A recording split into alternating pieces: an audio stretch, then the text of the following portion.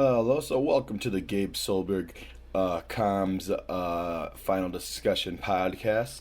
I am your host, Gabe Solberg. Doing this by myself. I was originally planning on doing this with some buddies, but they all kind of like backed out. So it's going to be a practice in talking to myself for at least 8 minutes. But I feel like I do that anyway, so it's not going to be that big of an issue probably. But we'll see. It might get a little bit rocky.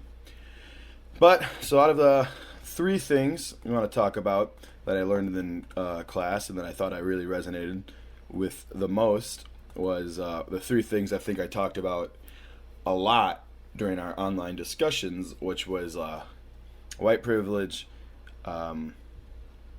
equity versus equality, and colorblindness.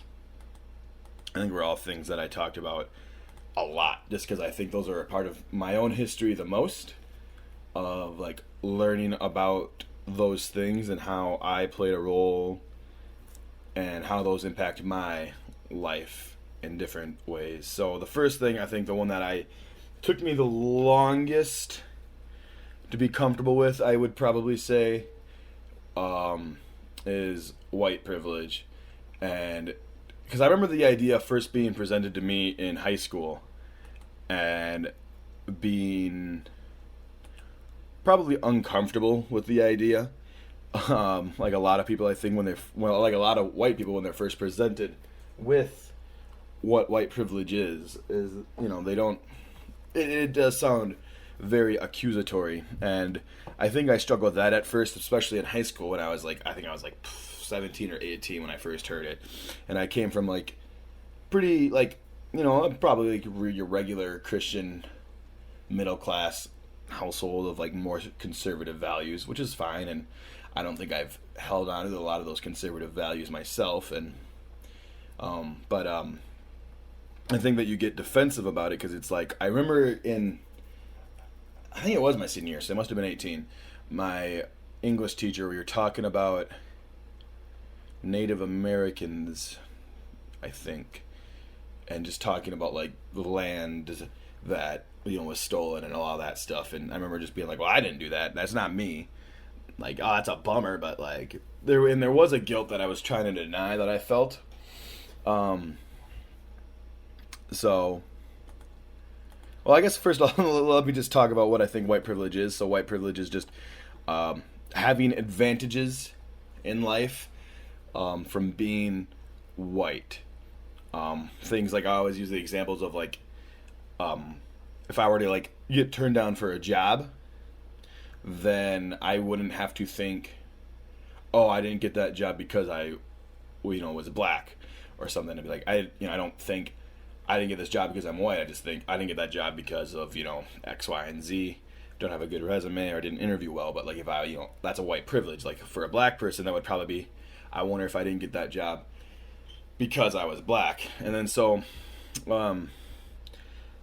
and like white privilege just becomes around like this, like you're always comfortable being like, you're probably going to feel like you're the majority wherever you go. You don't have to really think about your race in different situations. Like I guess, a black person, I feel like I've heard things before, like they'll have to be extra smiley and very nice so they don't come across as like intimidating, and like I could just like be, glaring off in the distance and not necessarily thinking about anything, just kind of glaring blank face, but I might look kind of cranky. People, wouldn't be necessarily like think of me as a threat. And I feel like that's like white privilege. So like black people, they like would for some people.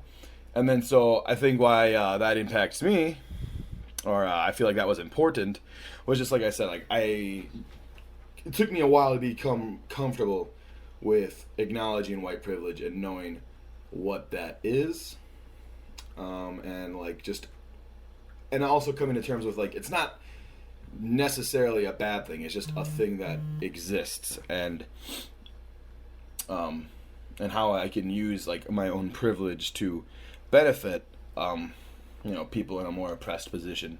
And like knowing I think it goes back to like just knowing is always better than not knowing. Like, I know that I have this privilege, and whether I can use that now, and like, so. The other thing that I feel like was important to me is colorblindness. So colorblindness would be something like, I don't, I remember thinking like this was like myself, like, well, I remember thinking that this is like the best way to think of racism as like, I don't view race, I don't see race like someone's black, but like, you look at them like as, like, you don't look at, like, I don't see them as black. And like, I think that is a good idea in theory, and it stems from a good place of wanting to be helpful and wanting to move society in a forward progression. And I think for a time it probably was a helpful point, maybe back earlier in, post slavery, post Reconstruction, and like post civil rights-ish era. But now I think and it goes back to white privilege too, that being aware of race is, a good thing. Like, I am aware that if that my life would be different if I was a black person or an Asian American or Latino, Hispanic, or something like that. It'd be like, yes, the acknowledgement of life would be different. There would be different things in my life and different challenges and different like ways I was seen by people. But so because of that, like, so like, I get the idea of why people want to be colorblindness, and I feel like there's like, you'll see a lot of I guess I don't want to throw I guess I already kind of did, but like a political group of like Republicans and conservatives under the bus, but like they'll be like, I don't see race, and then like,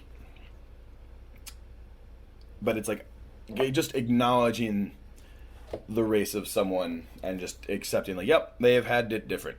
Like, they've probably faced discrimination and prejudice in ways I haven't, because I probably haven't faced any at all.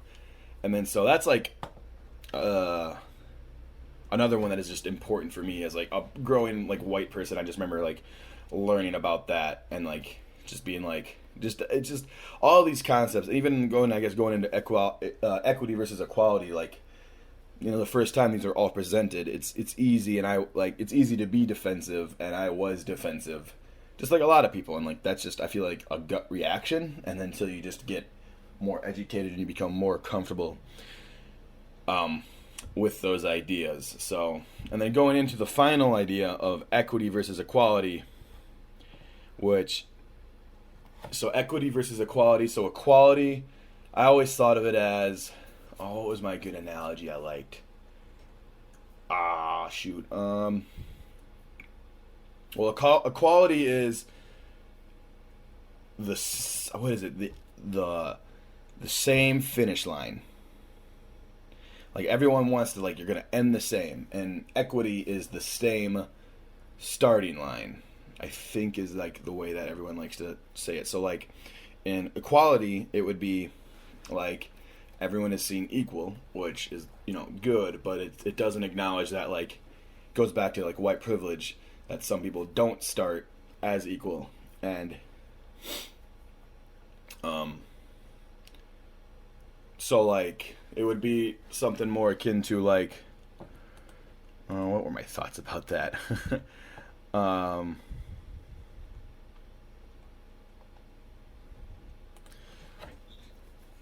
So, I'm sorry, this is like the total brain fart. So, equity would be the same starting point. So, if people are different and they have different circumstances, so you're going to try to help them all out to get to the same end goal. And it's like everyone's, you're treating people differently based on different circumstances in a positive way, I guess, where like, and I know, like, I think growing up again, like, kind of learning about that, like, back in like high school and early college, just being like, well, equality, that's what, like, we're all the goal. But like, you can get this good equality through equity. Like, it's almost the only way. And my brother, that's what I was kind of thinking of, my brother, who is a special ed teacher, and he does EBD, emotionally behavioral disorder, a lot. And he thinks of like, a lot of these kids, they're just as smart, and they're just as smart as all the quote quote regular normal kids, and that they can read just as well, but there's like, what do you say, there's walls and barriers in place that just prevent them from doing what everyone else can do. And then so equity in that situation in the education system, system in an education way is like, this kid gets very distracted easily. Like, we want him that he can still take the same reading test, for, let's say it's a reading test, he can still take the same reading test as all the other, quote, regular students, but he just gets too distracted easily. So like an equitable thing for a fair outcome, where like he might not get the same grade, but you're giving that child a chance, would be like, move him into like an individual quiet classroom where it's distraction free. So a lot of these you look at these like with I was gonna say government handouts, but like what is the term? Benefits. What is the? I cannot think of the term for the life of me, but it would be things like but what's the